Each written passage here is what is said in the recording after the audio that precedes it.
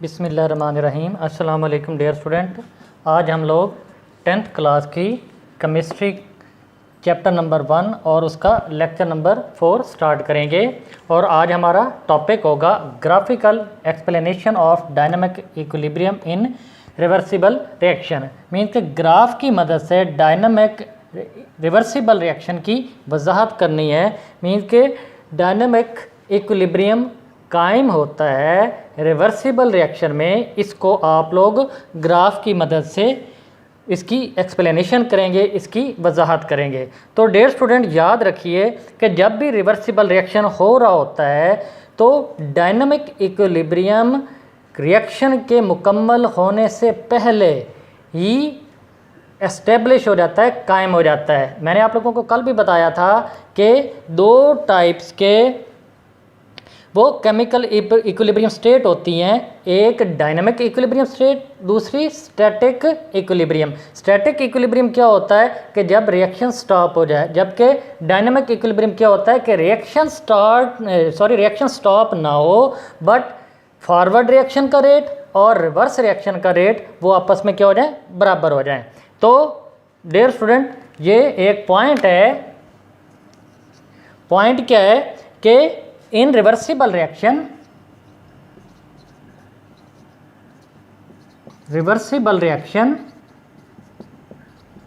dynamic equilibrium is established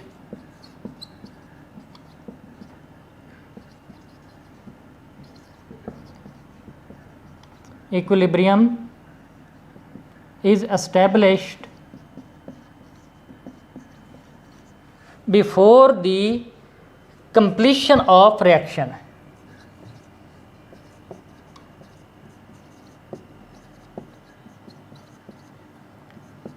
completion of reaction के dynamic equilibrium जो है वो रिएक्शन के मुकम्मल होने से पहले वो कायम हो जाता है। और रिएक्शन कौन सा होता है, रिवर्सिबल रिएक्शन। तो इसको आप लोग क्या करेंगे, ग्राफ की मदद से एक्सप्लेन करेंगे।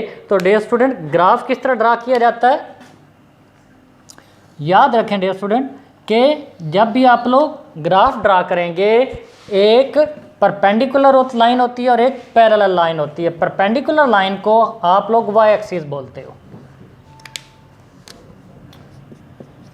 ये वाई एक्सिस और ये एक्स एक्सिस। अब जब ग्राफ ड्रा किया गया तो रेट ऑफ रिएक्शन या रिएक्शन रेट वो अलोंग वाई एक्सिस रखा गया।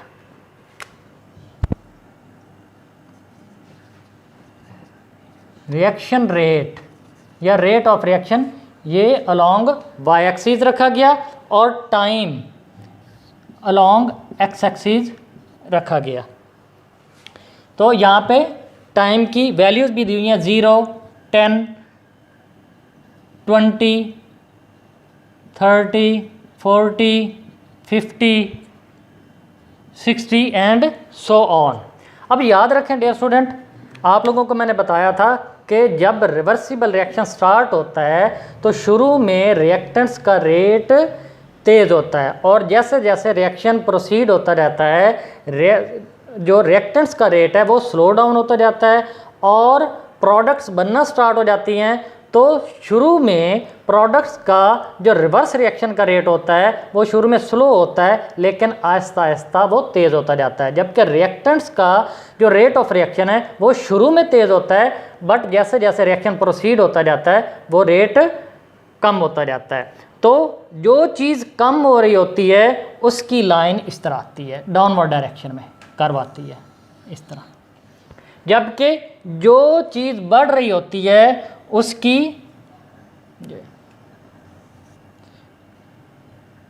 लाइन इस तरह कर्व ऊपर की तरफ जाती है इस तरह। ये जो लाइन है ये रिएक्टेंट्स के रेट को क्या कर रही है, वो शो कर रही है। मींस आप लोगों को मैंने ये भी बताया था कि रिएक्टेंट्स का रेट क्या होता है, आहिस्ता आहिस्ता आहिस्ता आहिस्ता डिक्रीज़ होता है और जब आप लोग रिएक्टेंट्स की रिएक्शन को रिप्रेजेंट करते हैं तो उस वक्त उसका मतलब है कि फॉरवर्ड रिएक्शन है, forward rate of reaction, rate of reaction.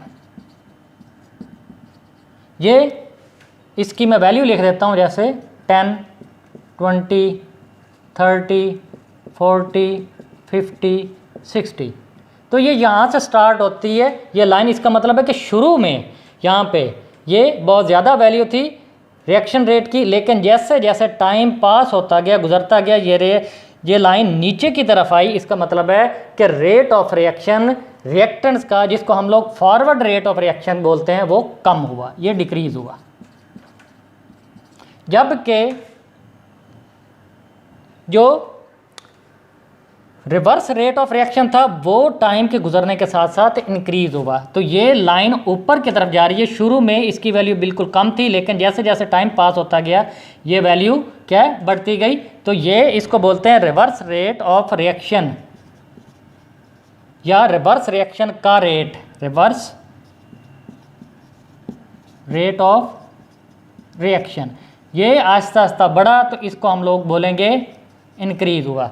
ये रिएक्टेंट्स का रेट होता है जिसको हम लोग फॉरवर्ड रेट ऑफ रिएक्शन बोलते हैं। ये प्रोडक्ट का रेट होता है और इसको हम लोग रिवर्स रेट ऑफ रिएक्शन बोलते हैं। ये डिक्रीज हो रहा होता है, इसलिए लाइन डाउनवर्ड डायरेक्शन में आती है, और ये इंक्रीज होता है जिसकी वजह से ये लाइन इसकी ये ऊपर की तरफ आती है। अब ये यहाँ इस पॉइंट पे आके दोनों मिल जाती हैं।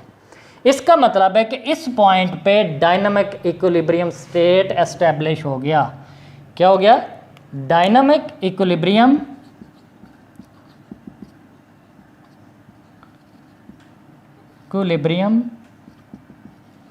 स्टेट एस्टेब्लिश हो गई। किस तरह एस्टेब्लिश हो गई कि ये देखें कि दोनों ही इस तरह एक ही लाइन पे आ गए हैं। तो इसका मतलब है कि फॉरवर्ड रेट और रिवर्स रेट आपस में बराबर हो गए। तो हम लोग लिख सकते हैं फॉरवर्ड रेट, इस पॉइंट पे फॉरवर्ड रेट बराबर हो जाता है रिवर्स रेट के, लेकिन अपोजिट इन डायरेक्शन होता है। इस वजह से हम लोग कहते हैं कि इस पॉइंट पे डायनामिक इक्विलिब्रियम स्टेट एस्टेब्लिश हो गई। तो हम लोग कह सकते हैं at equilibrium state rate of forward and reverse reaction become equal. इस पॉइंट पे जहाँ पे डायनामिक इक्विलिब्रियम स्टेट एस्टेब्लिश होती है वहाँ पे क्या हो जाता है,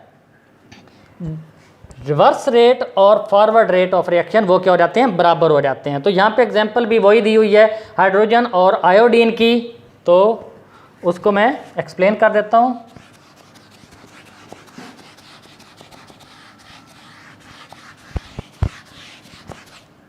कि जब आप लोग फॉरवर्ड रिएक्शन कहते हैं, फॉरवर्ड रिएक्शन, तो हम लोग फॉरवर्ड रिएक्शन में क्या लेते हैं, हाइड्रोजन गैसियस फॉर्म में होती है, आयोडीन गैसियस फॉर्म में होती है। तो ये मिलकर क्या बना रहे होते हैं, हाइड्रोजन आयोडाइड, ये भी गैसियस फॉर्म में होता है।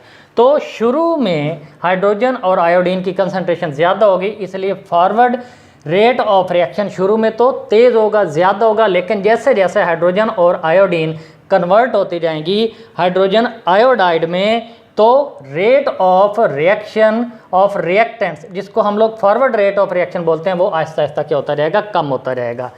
Reverse rate of reaction, reverse reaction, अब रिवर्स रिएक्शन में क्या होगा, ये जो हाइड्रोजन आयोडाइड है वो बनेगा और ये डीकंपोज होगा। डीकंपोज का मतलब है टूटेगा। हाइड्रोजन आयोडाइड, ये बैलेंस कर लें, ये 2HI होगा, 2HI ये गैसियस फॉर्म में होगा, तो ये कन्वर्ट होना शुरू हो जाएगा H2 + I2 और ये गैसियस फॉर्म में होगा।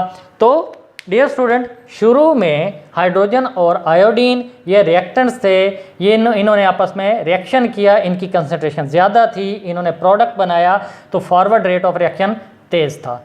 लेकिन जैसे ही प्रोडक्ट बनी स्टार्ट हुई, क्योंकि रिएक्शन रिवर्सिबल है, तो हाइड्रोजन आयोडाइड भी उसी तरह वो कन्वर्ट होना स्टार्ट हो गया हाइड्रोजन और आयोडीन के अंदर, तो रिवर्स रिएक्शन भी उसी टाइम स्टार्ट हो गया। तो रिवर्स रिएक्शन उसी टाइम स्टार्ट हो गया, तो हाइड्रोजन आयोडाइड डीकम्पोज हुआ किसके अंदर, हाइड्रोजन और आयोडीन के अंदर। तो एक स्टेज ऐसी आ गई जब रिएक्शन डायनामिक इक्विलिब्रियम स्टेट पे पहुंच गया, और वो स्टेज कौन सी होगी, जब फॉरवर्ड रिएक्शन और रिवर्स रिएक्शन का रेट क्या होगा, आपस में बराबर होगा। तो इस तरह हम लोग रिवर्सिबल रिएक्शन किस तरह लिख सकते हैं, हम लोग अगर अब रिवर्सिबल इसका रिएक्शन लिखें तो हाइड्रोजन ये रिएक्टेंट है,